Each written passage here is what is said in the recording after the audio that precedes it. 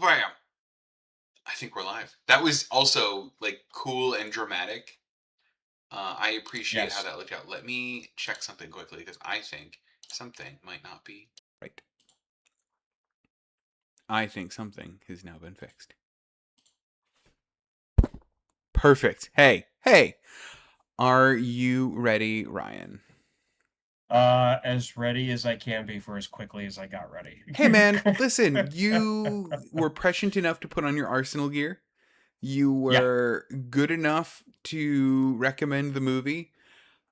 hmm I think we're good. Do you want me to kick us off, or do you want to do this? How are we? Um, I can. You know what? I'm gonna take. I'm gonna do it for Who once. is I'm this gonna. Ryan? I'm gonna. Who is this? I. I love this. Um. The one. The one who has successfully submitted three straight uh contract proposals in the past 2 weeks. You know how many I've submitted in the last couple of weeks? Zero. Not a one. So you win. I thought this was going to be the hardest part of my job. I thought it was going to take me years to get comfortable with even talking about this. It turns out that to me it comes up naturally in conversations We're doing with it the now, customer. actually. This turned into a Yeah. contract proposal 5 minutes ago, and we weren't even aware of it. Yeah. So it's yeah, That's so good to why not? hear. I'm riding kind of a high. I'm riding Good. kind Hell of yeah. a Ride that high. You take this. This is the Ryan show tonight. Let's go, everybody. We await with Okay, bated breath. so are we going now? Let's do it. No. You're in charge. Okay. You say go. Okay. Okay, so good afternoon, good evening, everyone. Welcome to You Have to Watch This podcast, where typically it's three hosts. We take turns making each other watch movies that hopefully the other two had never seen before. It's usually just one of us hasn't seen before. So it's basically a movie book club. So welcome. I am today your host, Ryan. And I'm Devin. Um, And Alan, our other co-host, unfortunately could not be here. So we hope everything's going well with him at the moment. So today we're going over my movie pick, which is the 2014 The Obvious Child, which was a romantic drama comedy type movie. And I brought this to the board, the other co-hosts, because up until we started doing this cast, Devin has always had an issue with rom-coms. And Alan and I made it a point to try to set him straight on it, because when we asked him to give us like his favorite, what he would consider a good romantic comedy, as someone who really has said that they don't watch romantic comedies, they always annoy him. He gave us a Marriage Story. So since then, Alan and I have been on a Sherman's March to the Sea, burning with Devin when it comes to romantic comedy films. So that's gonna be the main topic. We do though a segment called "We Watch This" at the top of the show. Just things we've been watching the past week or past month. Pop culture, it's always happening. So, Devin, do you have anything for this week for that? I pulled the poster for Manos Hands of Fate because I thought it was funny. Never heard of that. What is that? Manos Hands of. Hold on. Have you not seen Manos Hands of Fate? This is the first I'm hearing those words put together in a sentence. What? Okay. Okay. I know what my next pick is. It's going to be Manos Hands of Fate. Okay. Ryan, do you know what the word Manos is Spanish for? I do not. I never took Spanish. Take a guess. A man. Hands. The title is Hands. Oh, Hands. okay. Hands of Fate. That's the Hands of kind of Fate. movie we're dealing with here. Oh my Okay, god. so is this kind of like that like teen comedy that was made in like the early millennium or late 90s, where Idle Hands, where the main character has to cut his hand off because it keeps on trying to kill people and he doesn't want to kill people. You were giving that is incredible as a premise. No, you're giving this way too much credit. This movie takes Okay. itself heart attack serious and is meant to be a shock 70s horror movie called Manos Hands of Fate, Okay. and it is a cult classic. So Manos means hands. Yes. And that's the title? Yeah. Manos Hands of Fate? Yeah, the title is Hands of Fate.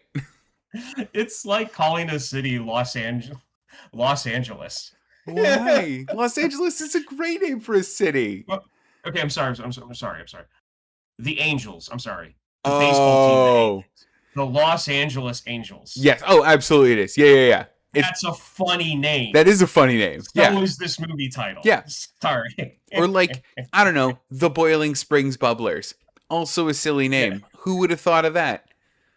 But no.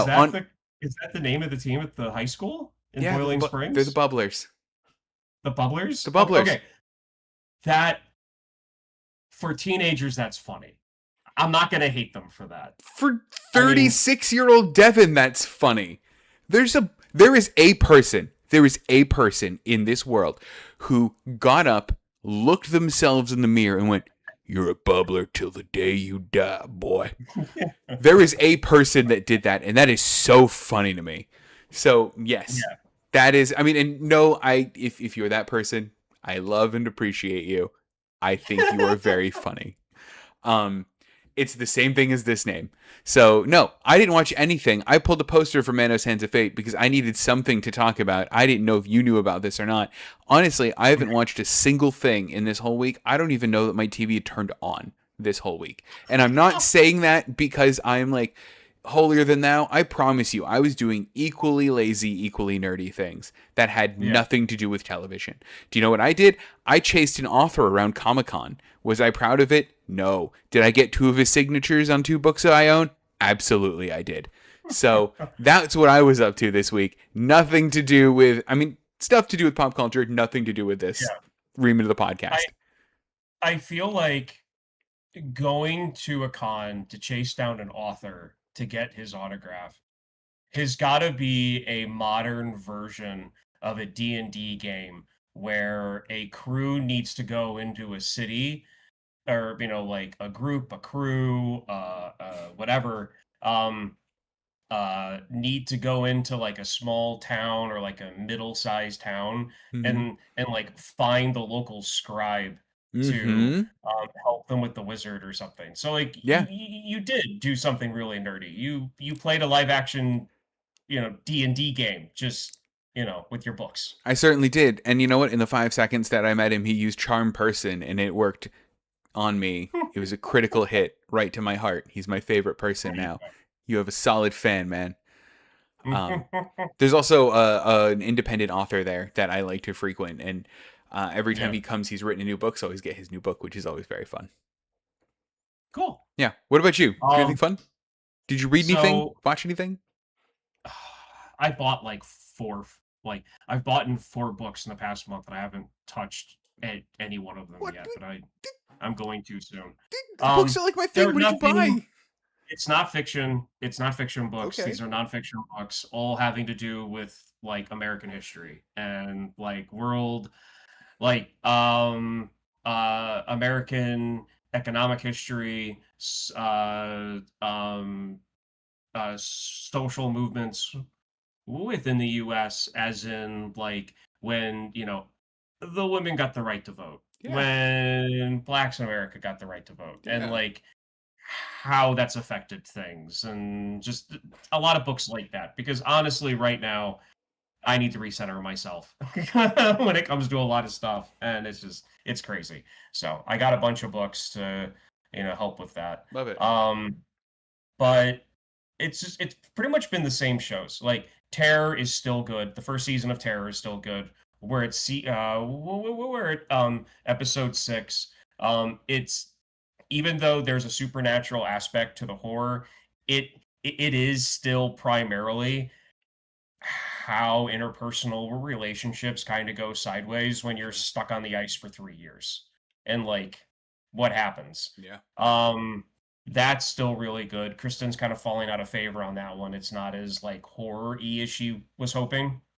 So, but she's still wanting to know what's going on. So even though it's not what she expected, it still has her attention. It has mine 100%. Widow's Bay is hysterical. It's still funny on Apple TV. I don't know this one. So Widow's Bay it's right in the middle of its first season. The main actor in it is known to me. I just can't remember his name at the moment because Sure. ADHD kills your knowledge pull, whatever that's called. Yeah, it's happening with that too. What's Hell called of a drug. Widow's Bay?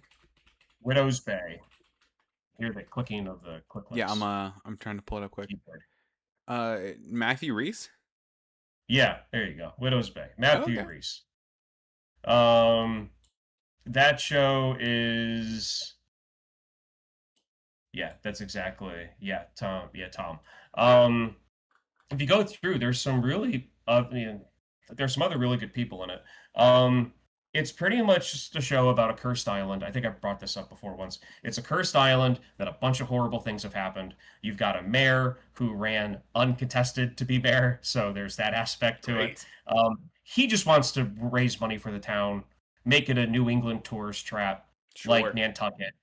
But the island's cursed, and there's demons and witches, and all of this horrible stuff has happened, and he's trying to balance the reality that all of this stuff is real and still keep the town a tourist trap. And he's got a jackass of a son, so like he's dealing with that at the same time. It's a lot of dry humor. It's a lot of ridiculous humor.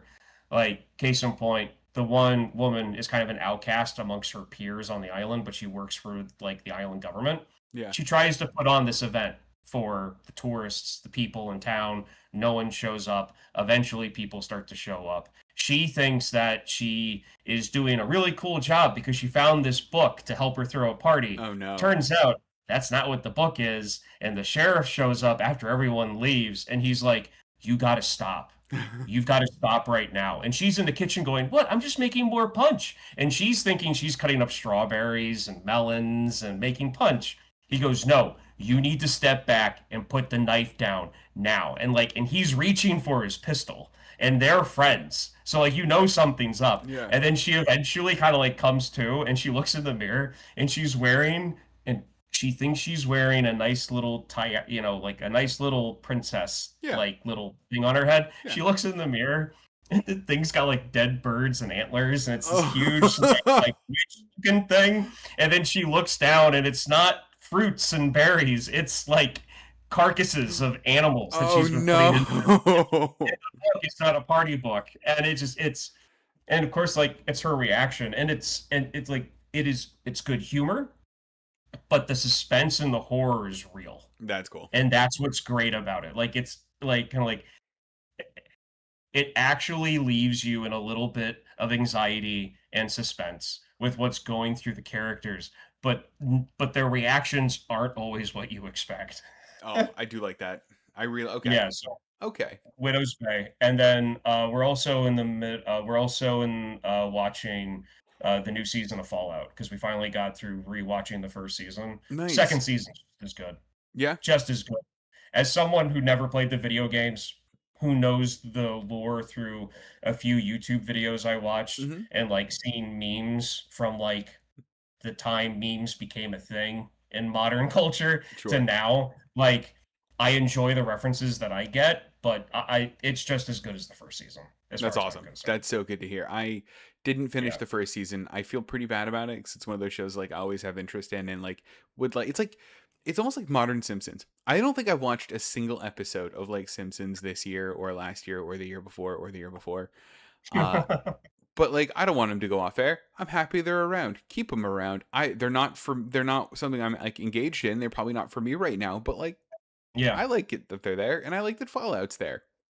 Don't stop that. it's a great world to do a sandbox in Yeah. because it's literally like after Armageddon. Like Armageddon happened, the end of the world happened. Now we need to deal with it. Yeah. And that's the best sandbox to create a story because you have all of these different narratives going. You have the Western theme for people who like Westerns. You Mhm. have the survivalist thing for people who like the survivalist thing. You've got the science fiction in there because it was basically nuke punk that And I think that's was very cool as a setting. it is. And so like everyone gets, all of the nerd genres, everyone has their little niche in there. Yep. So yeah, Agreed. I Agreed. I'm I glad it's still recommend good. recommend I'm still working my way through the pit. I still don't have every episode of the most recent season. It kills me. I'm at 3 p.m. now. Yeah, I can't believe that they're taking this long to show that. It's the Like, last episode it's and long. airs on July 3rd over here. I still got a month of pit episodes. Well, that makes more sense. Why didn't they do that here? Like it's on July. Right. It Like ends it's like when the July show 4th. takes place. It's Yeah, cool. like that makes more sense. Like it should have been flipped. Like we should have, I don't know. Maybe they didn't want to wait that long to air it after they got it finished. I don't know. I would have rather binged it. I think like I'm enjoying it. I'm really enjoying it. I'm liking it a lot. I just like I don't know. I just want to binge it. Just want to watch all of it. Yeah. I'm Yeah, no, greedy. it's Greedy little definitely pit goblin. Nom nom nom. I want all of it. yeah. Oh, it's great. Ugh. I love the pit. So yeah, that's all That's all I got. okay, so let's get into the topic of the show. Which is The Obvious Child, a movie that came out in 2014. Director, and Devin, if you have the information up, gonna have to help me with pronunciation here. The director is Gillian Rodspur. Always said a dyslexic to try to pronounce a last name. This is perfect. Gillian, yeah, Gillian, and then Robespierre. Yeah, I think that's right. Yeah. Okay, Robespierre. It stars Jenny Slate, Jake Lacey, and a host of other people that I would consider like character actors that I have seen literally in everything. And one of my favorite child actors from the 80s, Gabby Hoffman. Gabby Hoffman. She was the friend to Donna, Jenny Slate's character. Oh my God, she Or was in Jenny Uncle Slate Buck. character. Yeah, she's an Uncle Buck. She's in Sleepless in Whoa. Seattle. Oh wow, that's wild. I didn't connect that was her. Very cool. Yeah. So, she's also in Field of Dreams. She's the daughter in Field of Dreams. Wow. So she has a very, very like as a kid, yeah, she has some real blockbusters. Yeah, good on in her, her man. history. Yeah.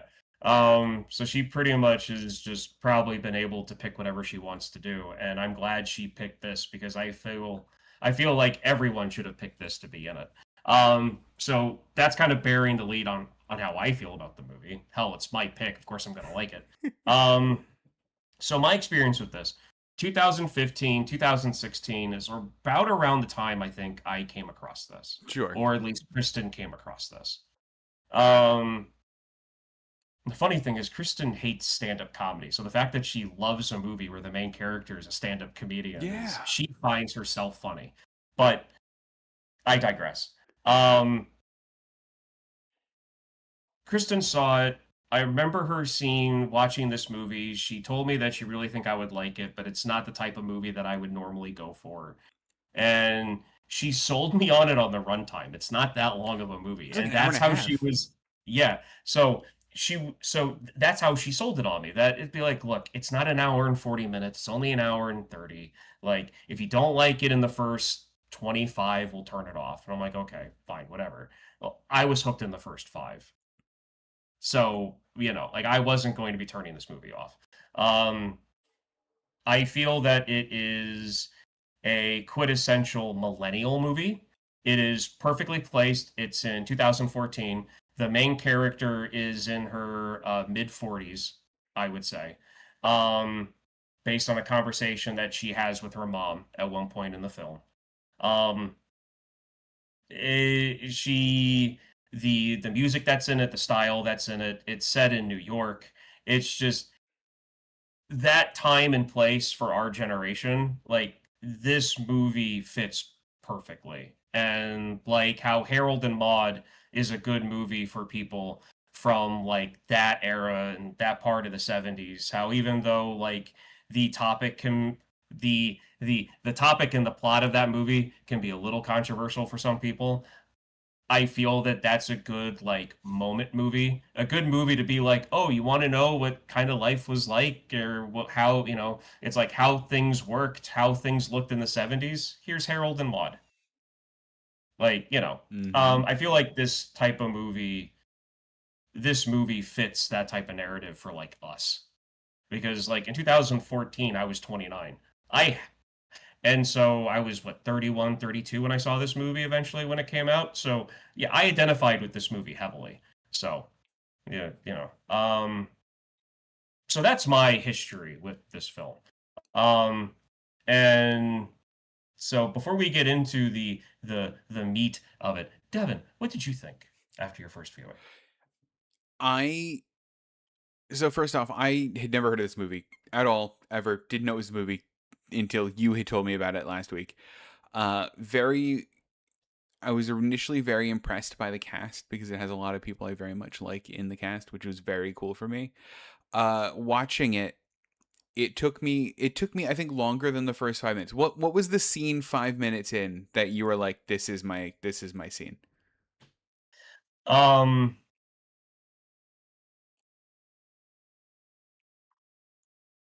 it was the scene where she's getting broken up with in the uh neutral gender bar bathroom Oh, with okay, yeah, that people that was walking my back scene and too forth then. Yeah, in that and okay, that out. was my scene.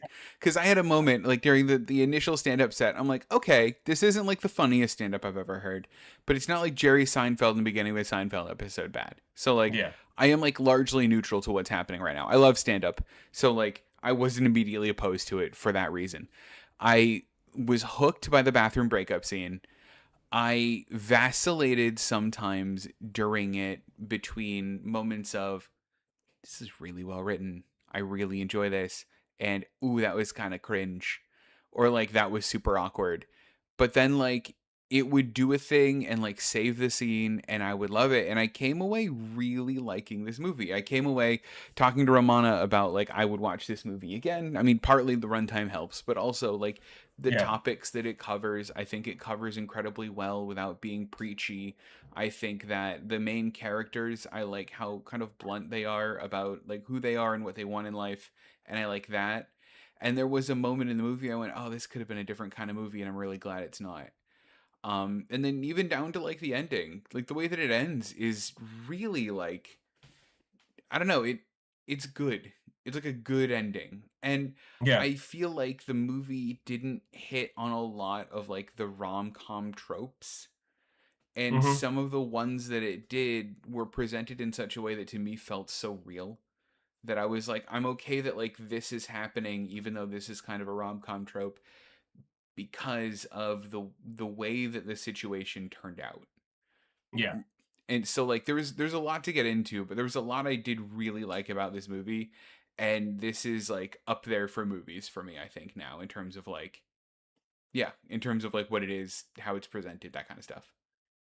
Awesome. That is what I was hoping for Good. This is because this is this is actually yeah. how you get me to rom-coms. Where like have a movie where at the end of it the characters go, "Oh, I hate rom-coms." I'm like, "Yeah, man." Like this would have done me better than like You've Got Mail would have done me. Yeah. Gotcha. Um, and that's what I was hoping for Yeah. because this is one of those like the majority of romantic comedies can be silly. And so like you've got the classics like Pretty Woman, You've Got Mail, Sleepless in Seattle, um, Runaway Bride. Like they all have like scenes that you could pretty much play off as skits that are really good at that moment. But then you have to get through like the traditional rom-com stuff to get to those scenes. In this movie, as far as I'm concerned, like there is none of that. It's just okay. This is where the movie starts. She's at a low point. She gets really low. She blows off steam. So she kind of gets bit in the ass for it, and then she takes care of it. And it's the moral dilemma of like, what do you tell the guy? How do you handle that situation? And it's to me, this movie is probably the realest feeling rom-com that I've ever seen. And that's what I liked about it. So like one of the rom-com tropes that this movie does do, and you have to, right, to have any amount of conflict in your love story, is you have to Yeah, have a point where the two like lovers are apart. They've decided they've gotten to an inflection point. They've decided that we don't want to take this further, and they've separated. And in some movies that is like oh, you caught me pretend cheating on you, or you know what I mean, it's this like big overblown situation. In yeah, this movie, it is she gets awkwarded into hanging out with David Cross and doesn't know how to handle the other guy also being there. So she goes, yeah, I'm going to go do the thing that I'm just about ready to do because I can't mode switch. I didn't make you come here. I'm sorry. I'm going to go do this thing. And then yeah, immediately regretted it. I've done that. Of course I've done yeah. that. And the way that he gets her back isn't like rushing down Central Park in a carriage to break into JFK to catch her as she's entering the airplane in line, Yeah, followed by a cheering crowd. He literally just like shows up at her abortion appointment. Like, I don't yeah. know, Like he's there for her he's there for in a her. moment. Yeah, like he's legit there for her at a moment that she needs support. Yeah. Or like Like, the little line where he's literally there for her and she's filling in her medical history and she's like, you can look. Like, I'd have that, right? If it's someone that I don't know and they're yeah, filling in all the medical history on a form, I'd be like, I probably shouldn't look at that. And then, like, the, like, shitty little banter with, like, huh, diabetes, huh? And, like, yeah, man, like, that's what you say in that situation. Like, that, yeah, it's like those things felt more realistic to me. It didn't feel like we entered this other world where, like, suddenly all of New York City was rallied around whether or not these two continued to have sex. And I liked that. yeah. And that's yeah, and there's this. So to not beat around the bush anymore about it, it's the crux of the storyline. Hmm. So she is getting over a breakup of a potential, I'm going to assume, a long-term boyfriend, Sure. who they basically do the after effect of. And what I mean by that is be like, yeah, this guy was a jerk. Even her mom's like, this guy wasn't good for you anyway. Like, it's like, I know that you're upset, but he wasn't good for you. And she gets defensive of him at first. Hmm. So, like, you get the sense that, like, yeah, everyone's calling him a jerk and he was no good, but she liked him. Hmm. So you're getting all of the after relationship gossip. As a viewer, you're getting all of that after relationship gossip about the person. So you don't get the before, just the after. And one of the things that I loved about him, which is one of the things that like it's that I was instantly like, yeah, I don't like the guy. They can trash him as much as they want. And it wasn't the cheating thing. It wasn't that. It was the fact that the mom was like, didn't he not wear deodorant because he was afraid of Alzheimer's? Yeah.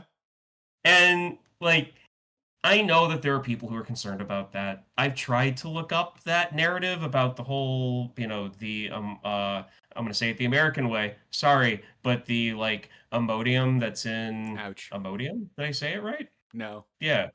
No? You're No, close. not to you. But like aluminum. There you Aluminum. go. There we go. Imodium. The hell is wrong with me? The aluminum that's in deodorant can cause Alzheimer's. Like I've heard people say that when I Oh was in yeah. college. I didn't really want to hang out with those people. You want to know why? For the same reason that the mom said that she didn't like him coming to dinner. The Hmm. same.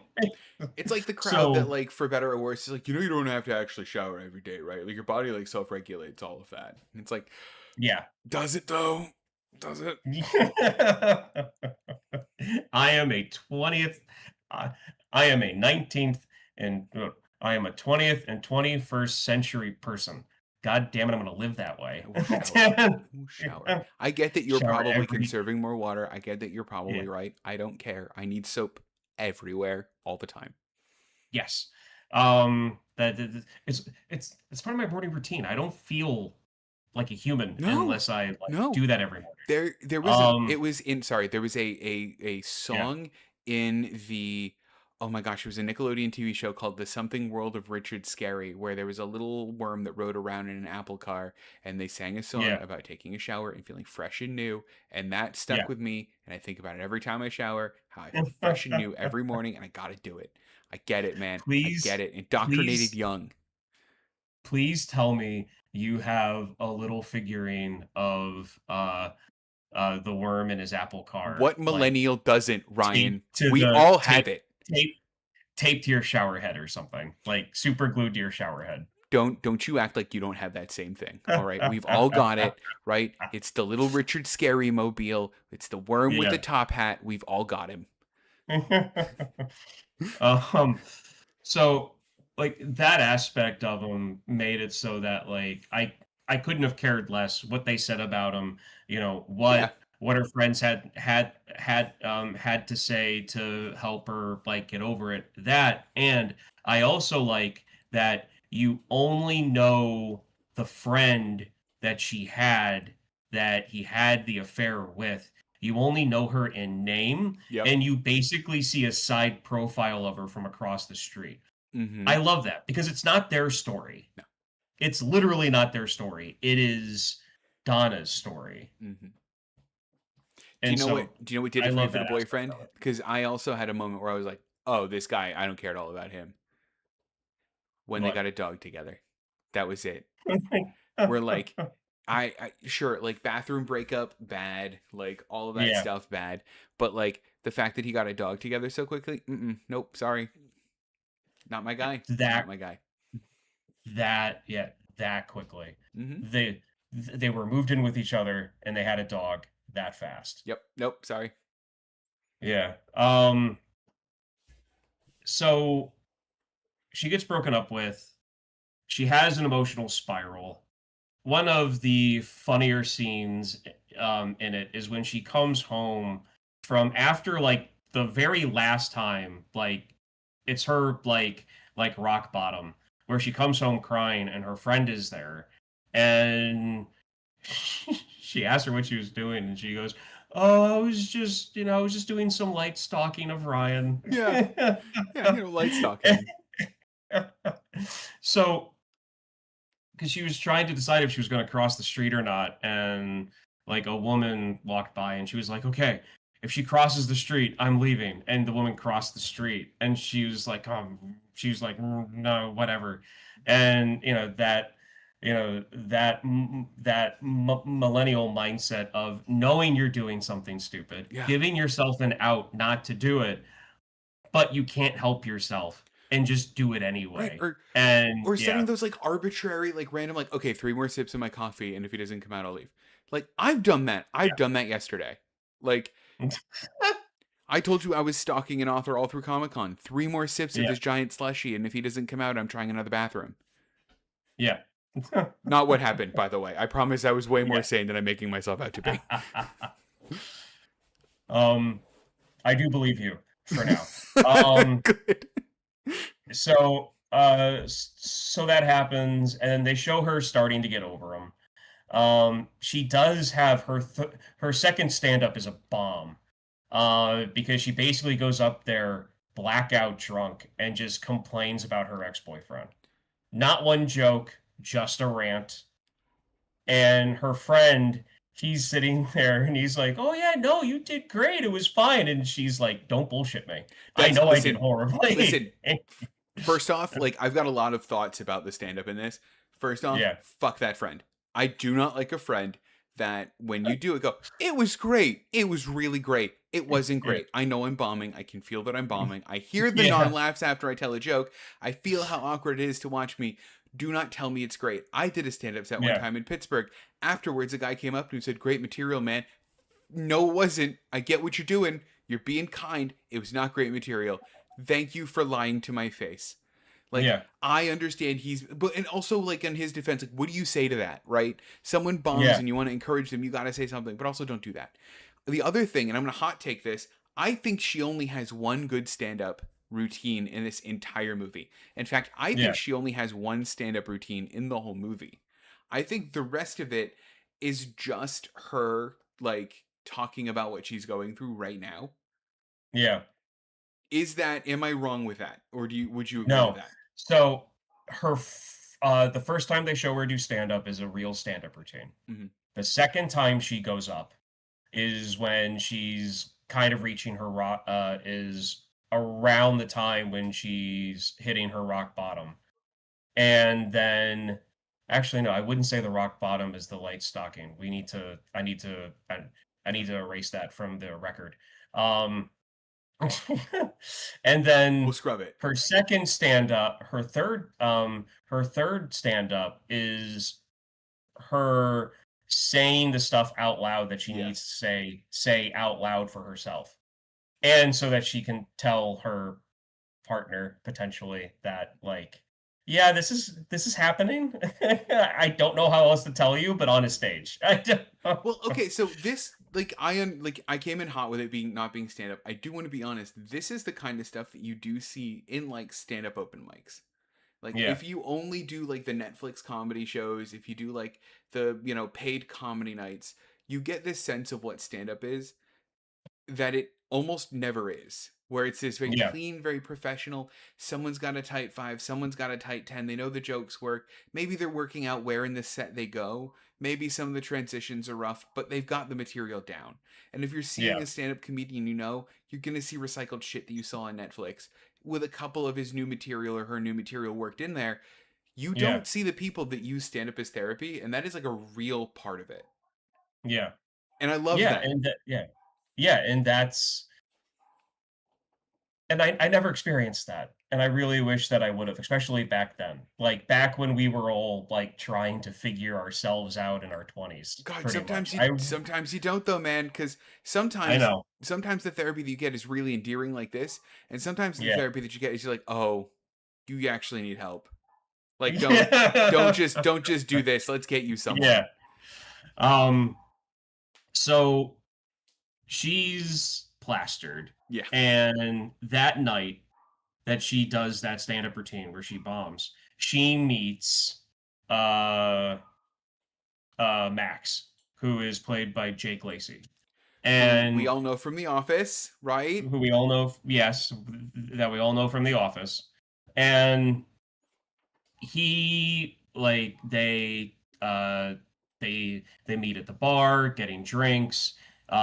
She invites him over to sit down with her and her friend. They talk for a little bit. They end up going back to his place. They show them having a literal dance party in their underwear, which is hysterical. And then they wake up the next morning and like, okay, one night stand. And they were both hammered. She is an emotional wreck. He is just thinking that he's a young guy and having a good time. And they meet again at her work. She turns him down for a date because she's being awkward, even though she does like him. And then she finds out she's pregnant. And they do what I was really hoping Juno was going to do, what that movie did, but they did the opposite, which is fine. Their choice to do.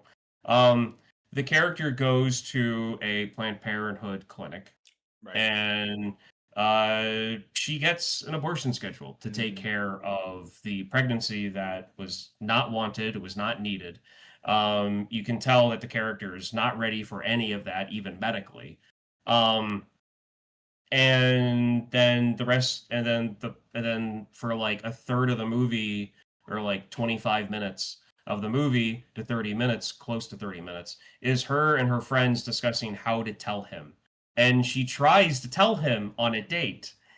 And right before she tells him, because she goes to the bathroom, she gets herself all psyched up, she comes back and he's like, hey, but before you you say, well, what you're gonna say? You see that old couple over Yep. there? Mhm. They're amazing. I can't wait to be a grandfather. And she's just there staring at him, shoving bread in her mouth. And he's like, "Oh, are you okay?" And she's like, "I love their bread," because she doesn't want to say. She's like, "Great, I can't tell I him can't that tell him this now." now. Yeah. Yeah, and then of course later in the movie they make a great joke about it. Um, but then she ends up going, and it winds up being Valentine's Day, which is something that that she points out the irony at. Um, and he shows up Yeah. that morning to take her with flowers. He knows this because she did stand up. Her third stand up routine was about getting the abortion scheduled, talking to her mom about it, that she was scared to death about, her mom's story regarding that topic, Mhm. and just what needs to happen. It is it is it is uplifting, it is heartwarming. Mhm. She basically bears her soul to like everyone there, and he's standing in the back speechless, just deadpan, like, huh? And then he leaves. Yeah. And then she's not sure, okay, like, am I never gonna see him again? Like, did I lose my chance with this guy? Like, what, like, am I losing potentially what could be with this guy if they could like build a relationship to get to like getting to know one another? Mhm. And he shows up the next morning with the flowers. And I'm just like, yes, perfect. That's exactly what needs to be done. Um, and like you said, the whole thing about, like the paperwork and everything Yeah. for it. Yeah. Um, my favorite scene of this whole movie has nothing to do with the comedy of it, has nothing to do with the romance of the storyline. It is when she is sitting in recovery amongst the other women. Yep. They're all in silence. They were all there for the same reason. And it's just a moment in time. It's a Yeah. moment in their life. There's no music, there's no real sound except for the ambient noise in the room. It is one of the best shots I have ever seen in a drama. I just think it's amazing. It is. Like just that scene of just showing all of them. They're obviously they were all there for different reasons. They were all there under different circumstances. And it's just showing how they're all collectively dealing with it. Yeah. Yeah. And Yeah. some of them look, I mean, they all look different. They all have different expressions on their face. And like Yeah. that is this movie's approach to that topic is Yeah. it's not good, it's not, an unequivocal good, and there's no wrong downsides to it, and it's not an unequivocal bad and you're a bad person for doing it. And it could have Yeah. easily have been both. And it's neither Yeah. of them. This is the thing that at the time that the movie came out was legal to do, Yeah. and this is the reality of it. And I like that. I really like that. Mm-hmm. And And sorry. no, go for it. And so that just the way this movie approached that topic, I felt was just like A plus. Yeah, Just agreed. everything about it. Um, but then later they show them either don't I really don't know if they're at her place or his. I'm thinking his. Mm-hmm. Um, and she's on the couch, pretty much laying down because that's her day is recovery now. Yeah. And so she tells him, she was like, "Hey, I can't, I have to say this. I can't remember if it's when they're in the waiting room or when they're in the living room. When this conversation, when these lines get spoken, I can't remember at the moment." She tells him, be like, "Hey, I was going to tell you when we went to dinner, but you said that stuff about wanting to be a grandfather." And he laughed and Yeah. he said, "Yeah, eventually, not now." Right. I'm kidding. Yeah. And then, of course, she laughs at that. And then one of my favorite moments between them is when they're picking a movie to watch at the end. And I forget which one said, "Hey, look, it's Gone with the Wind is on." That's it. And she says, "Oh, but isn't that like like 10 hours long?" And he makes a comment like, "Well, we don't really have anything else to do today, do we? And like the look of being loved on her face, Yeah. of just comfort and trust, is great. And I feel like that's why I like this movie so much as a romantic comedy, but as like a romance movie, as more than just a romantic comedy, as a romance movie, is because I feel like the feelings in this are real. They're tangible. The awkwardness is awkward. Mhm. The like the the wanting to like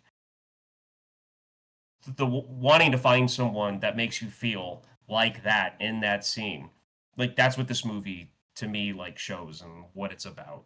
And that's why this to me is like romantic comedies, The Obvious Child, Mhm. okay? Warm Bodies, that Interesting. zombie Okay. Yep. romance. Okay. Yep. And then after that it's all of the stuff with All the other like ones. Tom Hanks and Meg Ryan and Meg Ryan and like um movies like Runaway Bride and Pretty Woman, like those kind of scatter underneath, but it's The Obvious Child and Warm Bodies are my top two when it I, comes to like when it comes to rom-coms. I mean, I can see it because like you're right about that last scene, but that last scene for me, even beyond what you had said, like feels so relatable in a lot of ways. Like I first off love that he goes when they're flicking through to find something to watch, which is something I Yeah. hate doing. He goes, "Oh look, Gone with the Wind, we've hit the mother lode." And then she goes, Yeah. "Oh, you've seen it before." And he goes, "No." Yeah, that's it, man. I know that feeling. Yeah. That's what we built a podcast around. Like Yeah. that feeling Pretty of like, much. I know this is a treasure. I haven't watched it before. I've done this. I've recommended people watch movies and read books I haven't interacted with at all ever. I've bought someone a book that I heard was good once. Like I'll do that. So yes, that. And Yeah. then the fact that like the like romantic thing that they're doing is just hanging out on the couch watching TV together while she recovers. It's literally Yeah. just this notion of like, you know, what's the most romantic shit? Being there for each other. Not a grand romantic gesture, not this big thing. Because I always wonder, like, for the guy that like took an airplane staircase through the runway of Heathrow to stop the airplane to get out and tell Meg Ryan he loved him, like, what does your Tuesday look like with her then? Like, Yeah. what are you actually Oh, doing next? Or like, was that it and you're done putting effort into the relationship now? But like this one, you can like see that guy consistently trying to show up for her.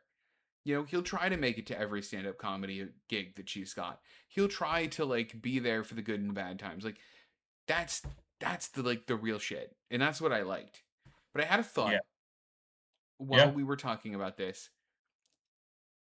Do you think their relationship lasts? Is this the one? Yes. Have they found the ones? I I I truly my take on relationships and the whole thing of like, finding the one is like I don't really like using the term like soulmates. Sure. I like the idea of trying to find someone that becomes your lifelong friend. Mm-hmm. Like that's truly what it is to me. And I feel that where both of them are and their personalities, I can see them lasting a very long time. Yeah. Just with the honesty they have towards each other. Oh, you lost your earbuds. I was so shocked at your answer, I kicked them out. Anyway, yeah. Yeah. um they are honest with each other. Mm-hmm. They have almost identical senses of humor, which that's a big plus. Um and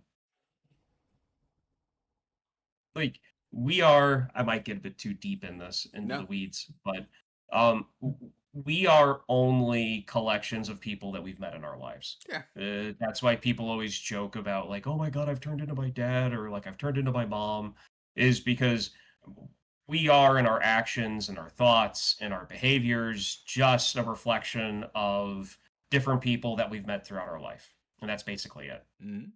The fact that he looks up to her mom as a professor means that there are aspects between the two of them that are similar.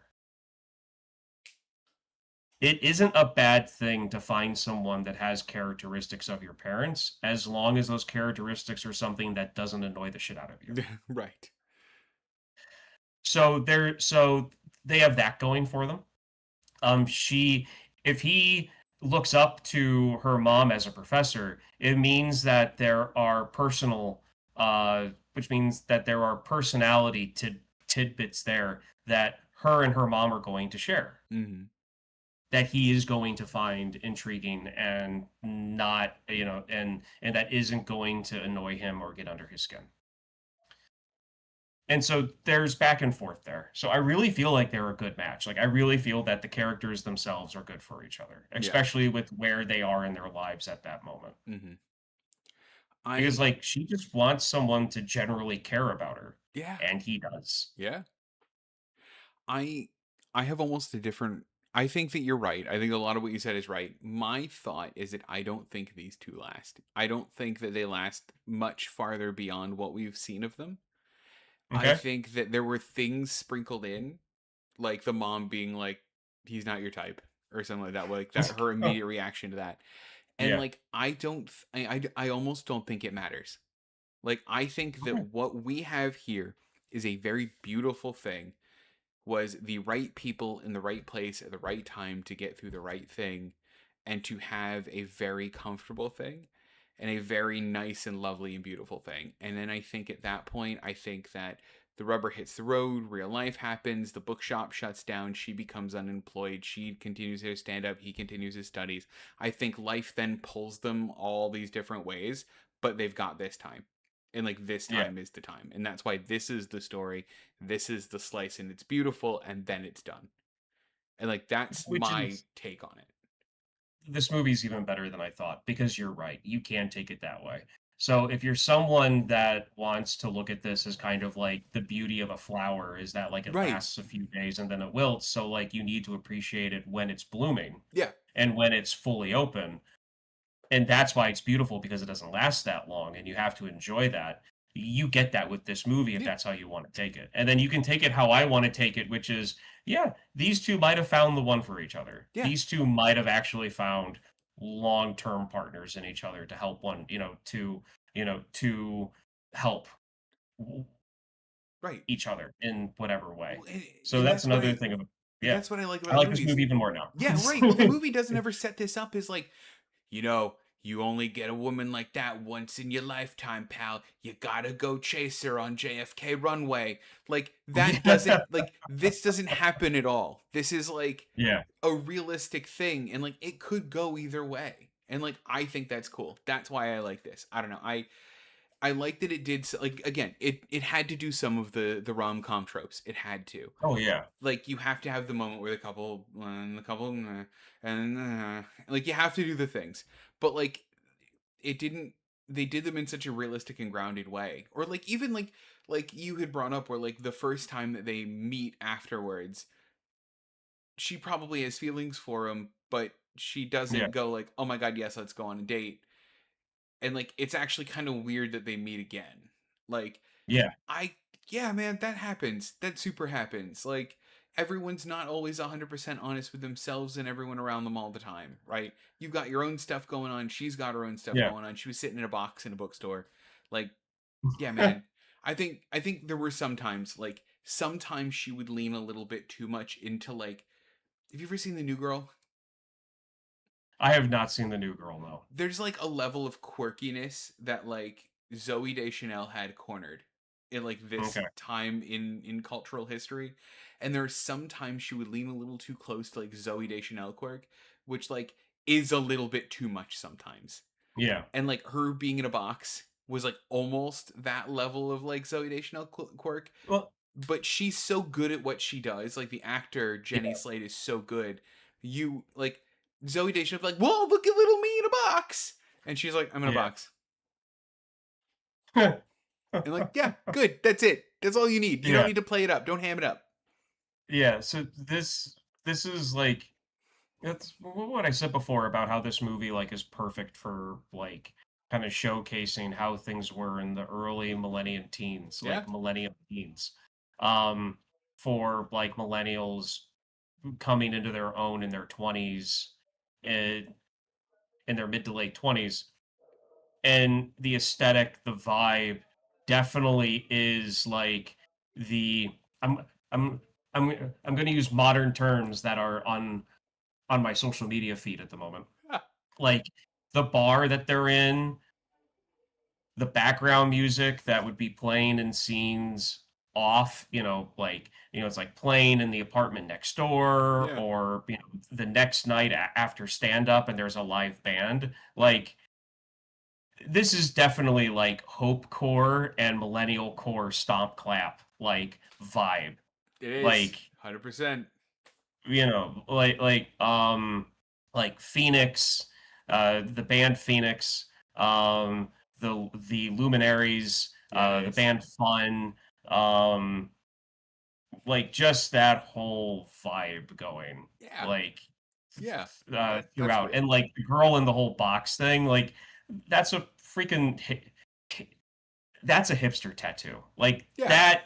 A girl sitting in a box with a Oh, yeah. cardigan on would be next to a someone who had a tattoo. Like, you would have that, and then you would have the mermaid with a microwave for a head, or Yeah. a TV for a head. Like those two tattoos would go right next to each Yeah. other. Or like some like Banksy tattoo. Like, Yeah, That trying to cover up their like emo era like Nordic star on their yeah. elbow. Oh, Trying to exactly. cover up. 100%. Yeah. So I mean, it is. Yeah. This is really, really millennial coded. And I think it's probably why like Yeah. it stuck with me so well. Or like, why I was like, I see myself in all of these characters. Because like, yeah, man. Yeah. And like, there were times they were just kind of like sitting around talking about like stuff that I would talk about. I don't know.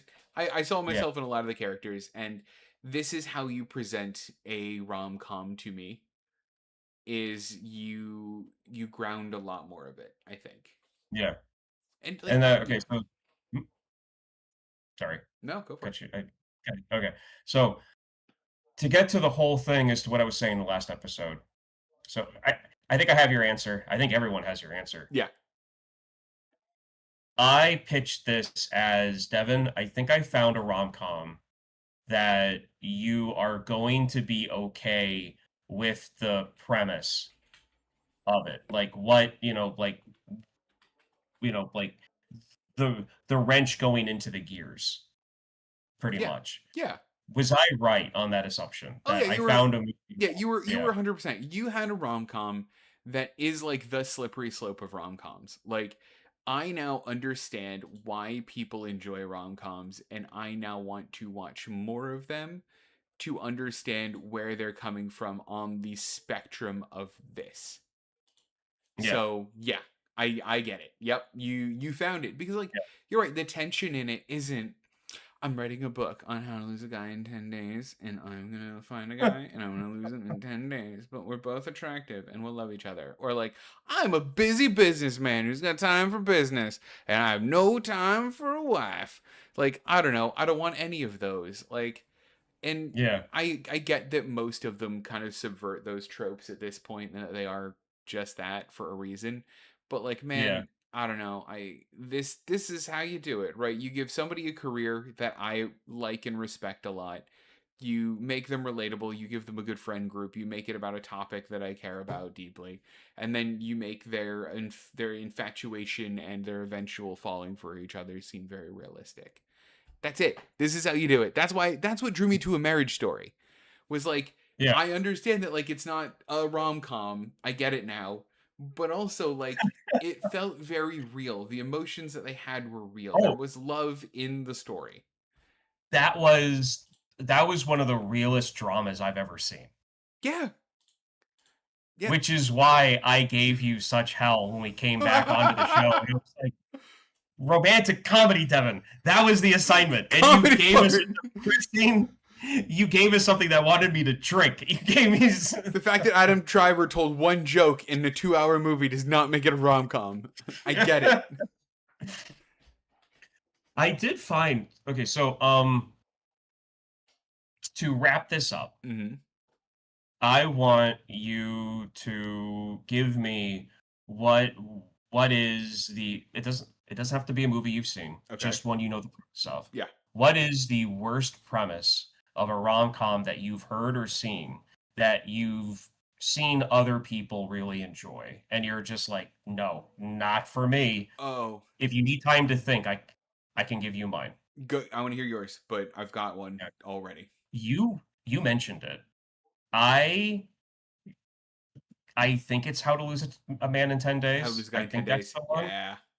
where she's writing for a magazine and she's writing a story about how to lose a guy in 10 days.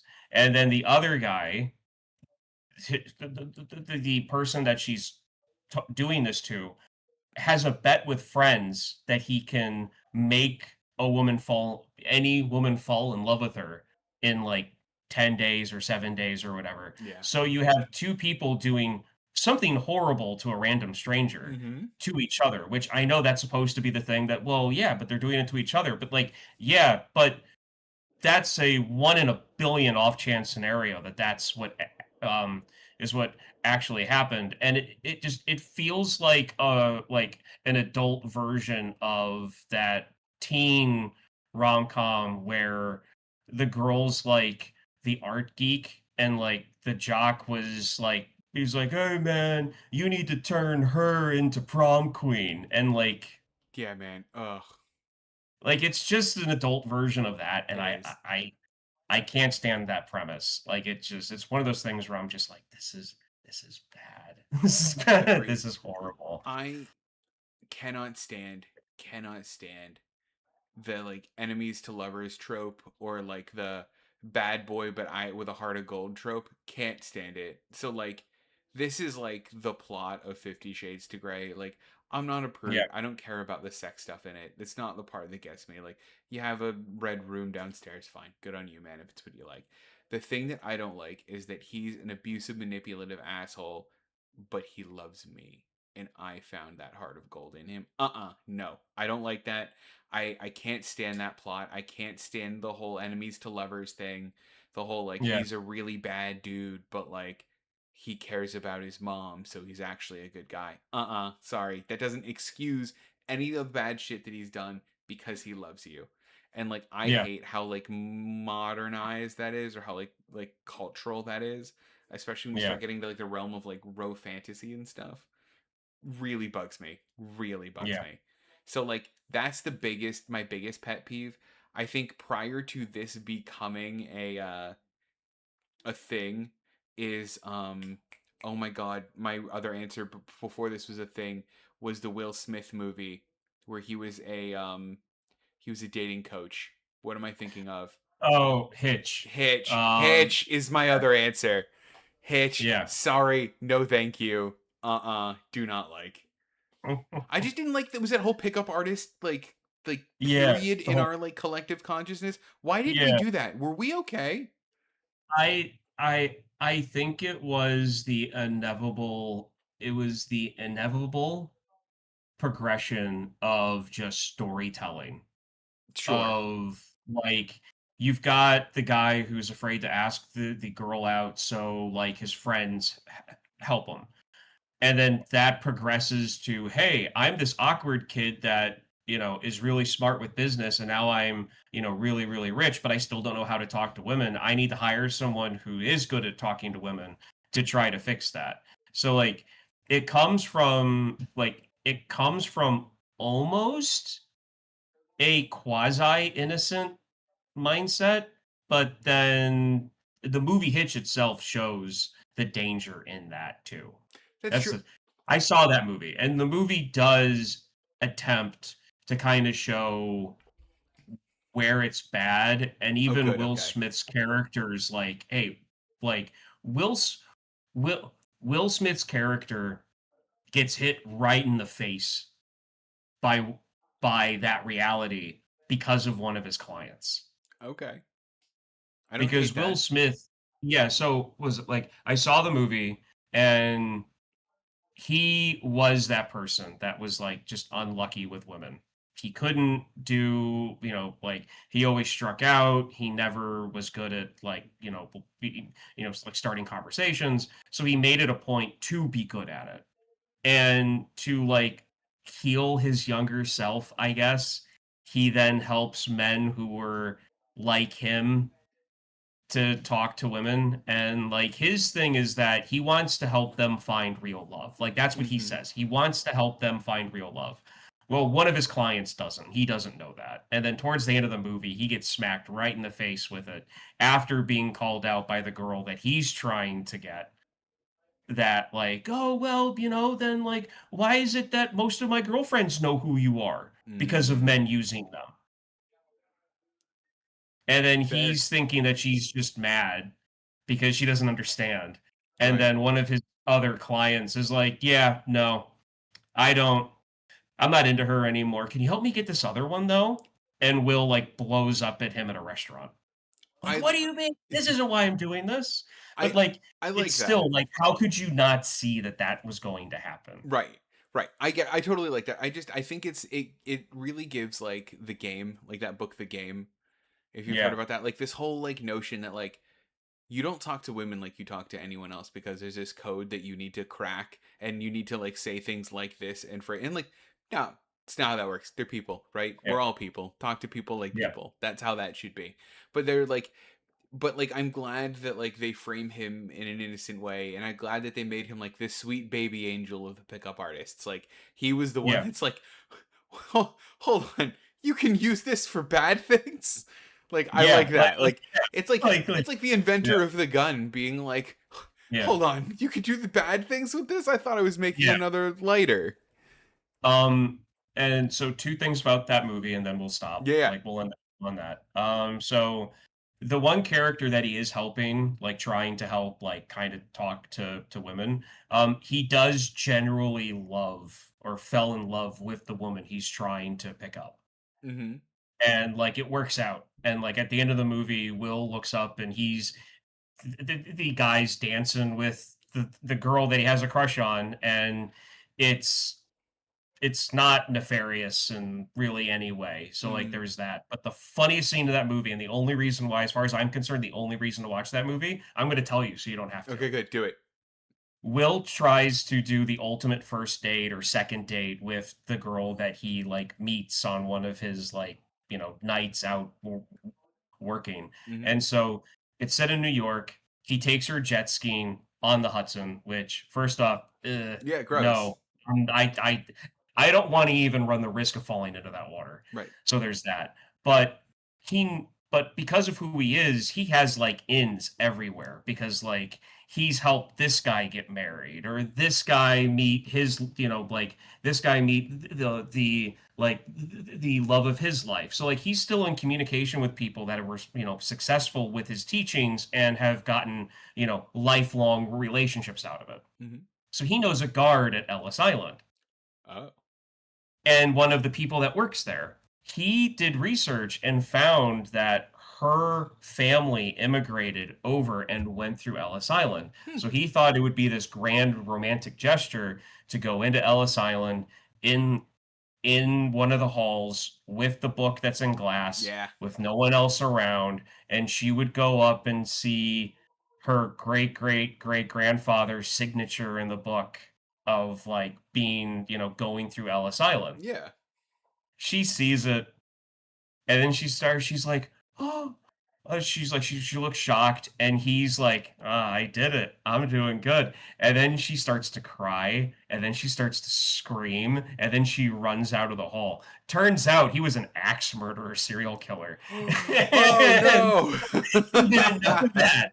That's So like cool. she's running out, and she's like, yeah, no, I'm sorry. It's just there was this thing like it turned out that he was like the butcher of whatever street that he lived on or something like that. So Wow. like I was not seeing expecting his that. signature like made it real for her that like That was it's him. not just family lore. This guy was a brutal murderer in the family. That's so funny. What a wild twist on that. I like that.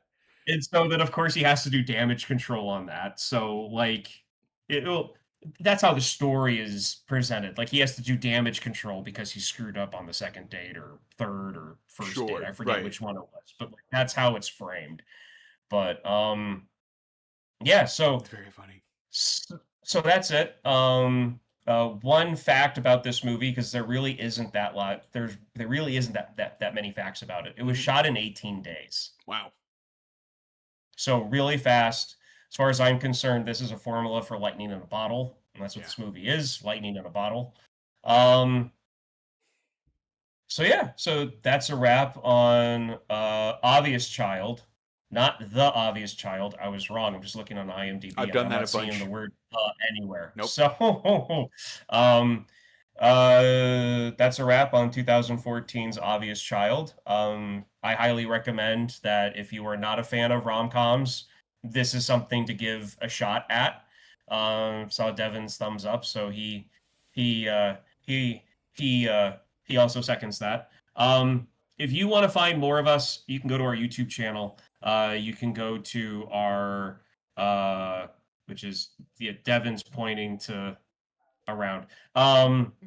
You can go to our YouTube channel. You can find us on any major podcasting platform.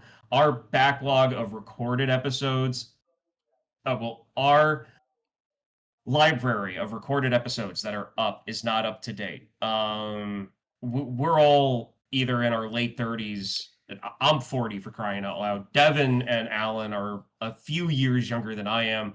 We have busy lives. Stuff to do. So we will be getting that backlog up. Mainly that's Alan's job, and I know that it all falls on his shoulders. So Alan, thank you for doing the heavy Appreciate lifting you, on man. this show. Thank you. He does what he can when he can, and we appreciate that. Yeah, man. But if you want to keep up to date with our shows, which we try to do this weekly, doesn't always happen. Definitely give our YouTube channel a follow. Yep. But again, you can find a lot of our other stuff on any podcasting platform that you use. Yeah. That's really short compared to I know how Alan does it, but it's been We've all got our own yeah. flavor, man. Yeah. So yeah. I believe next week is or the next pick gets audible to Alan. It is right? Alan's pick, and he actually gave us his pick. Oh, cool. Did you see it? What is it? No, I haven't been looking at the group chat at all, and I feel bad about that. It is the earlier, and it looks like 80s, but I don't know the actual date. Oh my God, Masters of the Universe, starring Dolph Lundgren. Because the new one's coming out. Yeah, because the new one's coming out. Yeah. So I'm going to just say this one thing about this movie. My dad had the Halloween mask that came out of Skeletor when this movie came out. Was it terrifying? It was terrifying Yeah. because it was the old like latex molded 80s like super detailed like mask. The thing smelled like a hospital glove from like 10 I'm feet sure away. I can smell it had right like now. latex in it. Mm-hmm. But yeah, this is going to be a fun one. Have you seen this? No, never. I didn't even know they did it. This is the first time Okay, I so- knew. Yeah. I haven't seen it since I was like 5. So Wow. this is pretty much going to be like a first time rewatch for me. So Alan, this is a great pick. Yeah, I really can't wait to talk about that one. So Alan likes to try to make a joke based off the movie that we're doing. But I'm not going to do that for this week. Simply because I'm not good at stand-up. Devin already said about his stand-up experience. I'm not sure if he wants to relive that or not. But Devin, you're shaking your head. So even if you wanted to, I was going to say I'm going to relieve that from you now. But I'm going to leave us on, and Devin, make sure to cut us as soon as I say it because I don't want any hate comments coming our way.